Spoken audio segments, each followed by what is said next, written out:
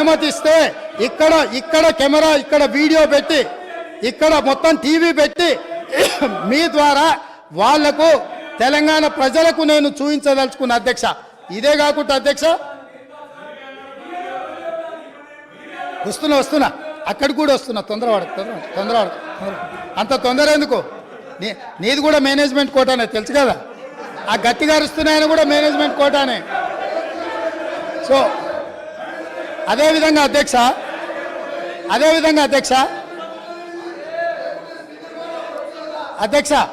అదేవిధంగా 18 జూలై అధ్యక్ష బాగినాలే ప్రతిపక్ష నాయకులు 18 జూలై 1996 ఒక చర్చ సందర్భంగా ఈ చర్చ 610 జీవో మీద తెలంగాణ సమస్యల మీద చర్చ జరిగినప్పుడు ఒక గొప్ప నాయకుడు, చాలా గొప్ప నాయకుడు అని చెప్పుకునేవాళ్ళు ఏం మాట్లాడినరో నేను చెప్పదలుచుకున్నా అధ్యక్ష. ఇది అసెంబ్లీ రికార్డులలో ఉంటాయి, కావాలంటే వాళ్ళు కూడా చూసుకోవచ్చు, లేదంటే కాపీ నేను మీకు పంపిస్తాను, మీ ద్వారా వాళ్ళకి ఇవ్వచ్చు. ఉద్యోగులకు సంబంధించి 6 సూత్రాల పథకం, జోనల్ సిస్టమ్ వంటివి దెబ్బతిన్నాయి. సర్ప్లస్ స్టాఫ్ను రాష్ట్రంలో ఏ మూలనైనా వాడుకునేలా వీలు ఉండాలి, కానీ ఆ విధానం లేదు. మనం విధించుకున్న ఆటంకం 6 సూత్రాల జోనల్ విధానం.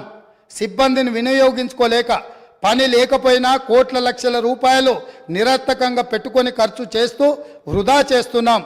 ఈ విధానంలో మార్పులు చేయాలి, డైనమిక్గా మూవ్ కావాలి. ఆయా ప్రాంతాల ప్రజాప్రతినిధులతోనూ ఉద్యోగ సంఘాలతోనూ సంప్రదింపులు జరిపి జోనల్ విధానాన్ని తొలగించడానికి ప్రయత్నం చేయాలి.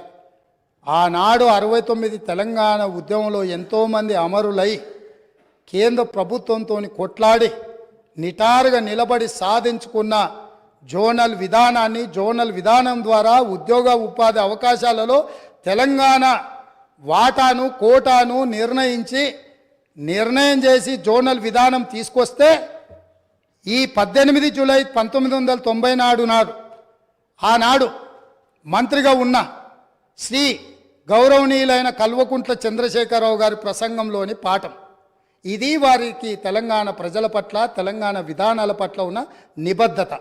ఈరోజు వాళ్ళు ఇక్కడ వచ్చి వారి వారసులం మేము, మా అంత ప్రబుద్ధులే లేరు, మా అంత గొప్ప ఉద్యమకారులే లేరు, తెలంగాణ అంటే మేమంటే తెలంగాణ అని గొప్పలు చెప్పుకునే వాళ్ళు ఇదే సభలో ఇక్కడే నిలబడి కల్వకుంట్ల చంద్రశేఖరరావు గారు మాట్లాడిన ప్రసంగం ఇది. ఇట్లా మాట్లాడినందుకు వారి తరఫున ఇక్కడ మాట్లాడిన వాళ్ళు మొదట తెలంగాణ ప్రజలకు క్షమాపణ చెప్పి జోనల్ విధానాన్ని, 6 సూత్రాల విధానాన్ని వ్యతిరేకించినందుకు తెలంగాణ ప్రజలకు క్షమాపణ చెప్పి మాట్లాడితే బాగుంటుంది.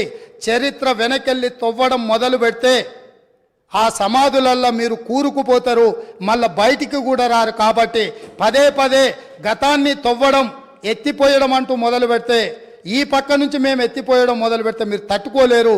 అందుకే 2 జూన్ 2014 నుంచి తెలంగాణ రాష్ట్రం ఏర్పడ్డ తర్వాత జరిగిన పరిణామాల మీద మొదటి 9.5 సంవత్సరాలు మీరు పరిపాలన అందించారు, రాబోయే 10 సంవత్సరాలు మేము పరిపాలన అందించబోతున్నాం.